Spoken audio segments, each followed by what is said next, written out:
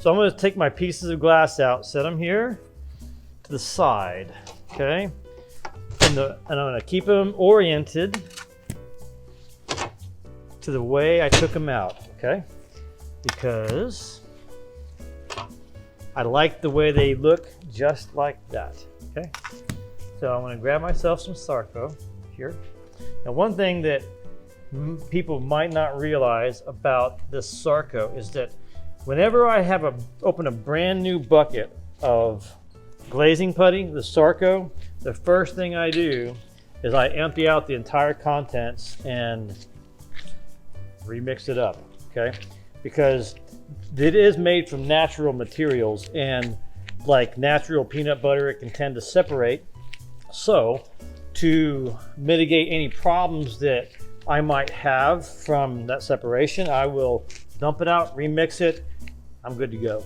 So that's what it looks like when it's remixed. When you open up a can, it might have a yellow film skin on it.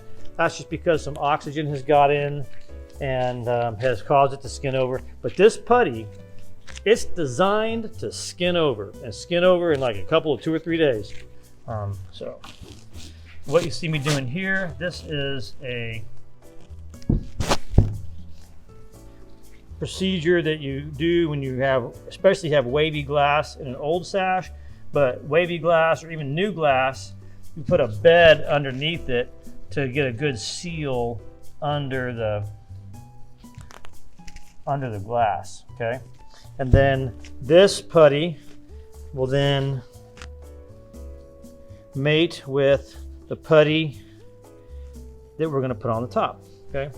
So putty first, then glass, then another layer of putty, and then that's what creates a nice seal all the way around, okay?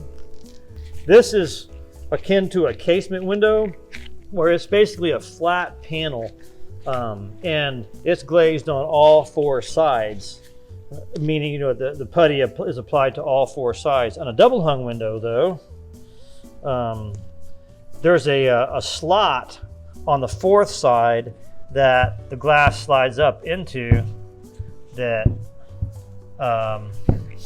if you put putty in there and then you try to get the glass in, you're going to be in trouble, man. It's just not going to go in. So notice I'm lifting up the sash a little bit so I can get nice room with my hand to get in there. So like you'll see, notice that technique here. So I'm going to lift it up here so I can get my hand there. See that? That's a nice detail, and that allows me to put my thumb in a comfortable position. See that? And then I'm actually lifting the sash as I go, okay? So I can keep my hand in that comfortable position. And I'll just take this position right there and just continue it on. Okay, so now, very nice. Then we'll take these off for a second.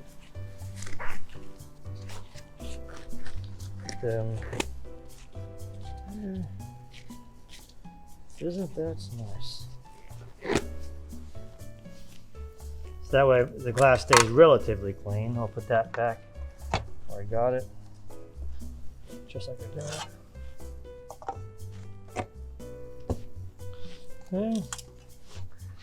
Bam.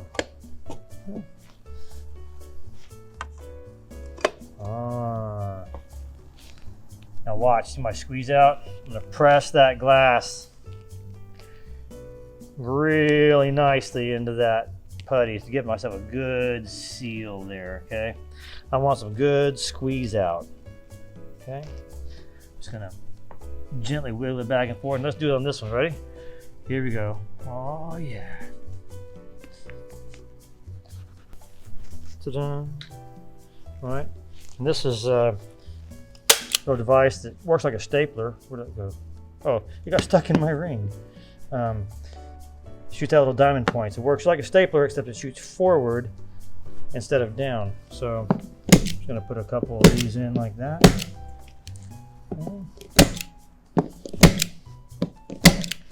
All right, so next, if you can find yourself one of these, okay, This is a glazing hammer with a spinny head. This is the best, okay? They're not really available anymore, okay? What's available are these guys, and these are real nice. They've got a trapezoidal head on it, but you know, with nice sharp angles.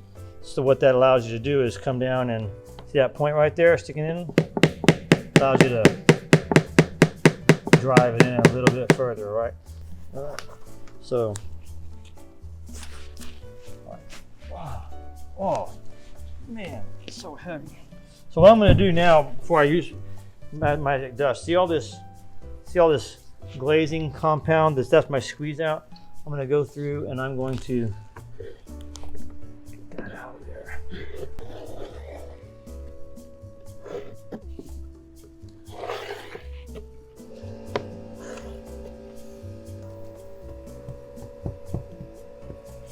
Okay, so what's the magic dust for? Because I've got some oils on the glass on this side, and since I'm already standing it up, why not apply some of this, okay, to get some of that oily stuff off, okay? That's what this does. You'll see it work really well on the other side. Okay.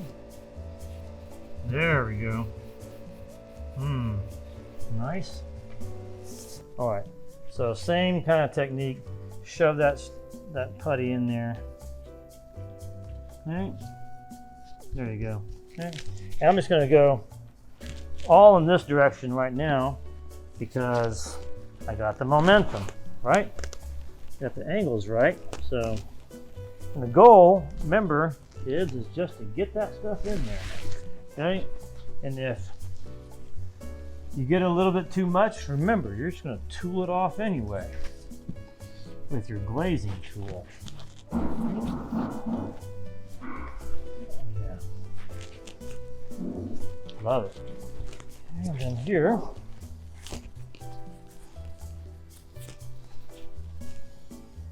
all right, so got my handy dandy glazing knife. Notice it's shiny on one side. This is a dedicated glazing knife. I should probably clean it on this side. Little wooden handled thing there. Very stiff blade, that's where I like it. Okay, and I'm going to start over here doing different cuts. First thing I'm going to do is cut away my excess and start off by doing a little hop there over my muntins. I do that to take advantage of the momentum and the angle of my knife, so I don't have to keep readjusting the angle of my knife. I'll do something similar here, right? I'm going to go and cut away the excess here, cut away the excess here, okay? Focusing on the angle of my knife. Boom, boom. This is my corner chop, right? Where I chop away the excess from my corners. Okay, this is I call that my running pick, right? Because I got to pick this stuff up. I'm just kind of running it in the middle, okay? So I incorporate with my running pick a move I like to call the pick and flick. All right, Mr. Quillian, that was a pick and flick. What's a pick and flick? Well, see how I'm doing that right there? I'm picking it and flicking it. See? My pick and flick. I love it. So you got the flick is a gentle twist of the wrist that directs the majority of that extra putty toward the center where you can just pick it up. See that? Excellent. Okay, so I've got the majority tooled away, okay? So what I'm going to do now is I'm going to start in my corners, and I'm going to go right and left and right and left, and I'm going to focus on my corners to get nice tight corners, okay? And I'm going to work on feathering it out, feathering it to the inside, right? I'll lift my knife up before I get to the other side, so it's feathered in. Now look, this is called a creeping pick. Watch this, right? See that guy there? Here's a little micro pick there. Love it. All right, so then an adjustment here. Looks pretty good. One thing you need to notice is, see my glazing line? See, I've got a corner here, a corner there, and a corner there. And I've got 3 distinct lines. That outer line, that's the edge of my molding that you see from the inner molding, you can see it from the outside.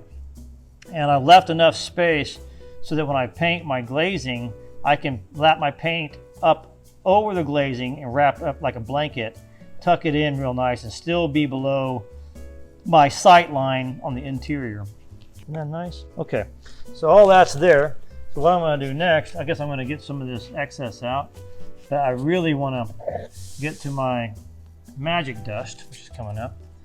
And the magic dust will take care of a lot of these little stragglers and hairs, okay? Boom, now watch. Watch all those fingerprints and oil just disappear, okay? Isn't that nice?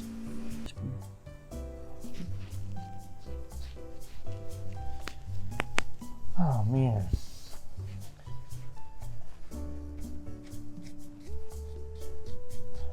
Looks good. Okay. Oh, it's so nice.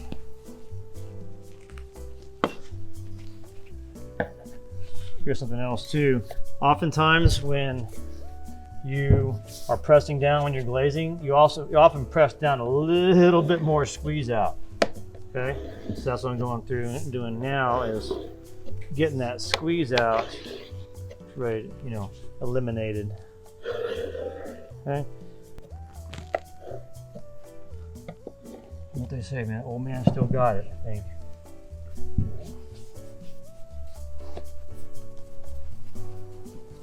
Got it.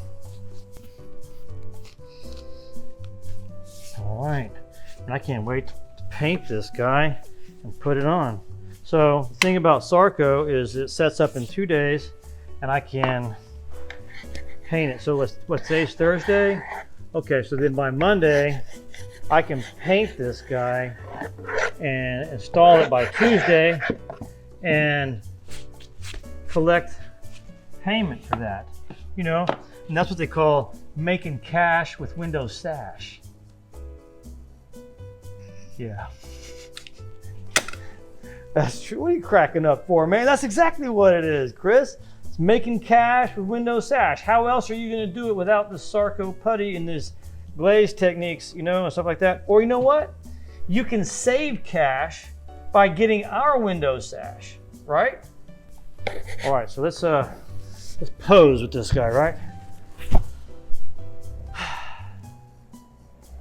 Isn't that nice? All right, well, I'll get a spot here. Put that on there, okay? Okay, so I'm just gonna go ahead and set this aside, let it dry, and keep on going, I guess.